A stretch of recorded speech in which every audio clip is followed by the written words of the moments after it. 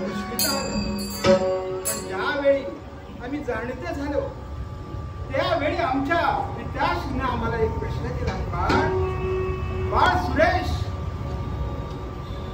नुसतं जन्माला येऊन जमत नाही तर जन्माला येऊन नाव कीर्ती कमवावी, नाव लौकिक या विश्वात कमवावी, तोच प्रश्न आम्हाला सतावू लागला. आणि त्याच वेळी आमच्या मुनिवरांची गाठ पडली.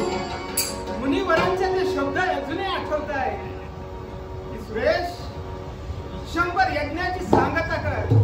होय, आणि त्याच वेळी आम्ही 99 यज्ञ पुरा केला आणि आठवतोय तो दिवस, तो 100वा यज्ञ. संकटाने नुसतं घेरावून झालो, पण पुनश्च एकदा नारद मुनीची भेट झाली आणि त्याने उपदेश केला की काशी या क्षेत्री पुण्य क्षेत्री जा आणि तिथे 100व्या यज्ञाची सांगता आणि त्यांचं ऐकून 100व्या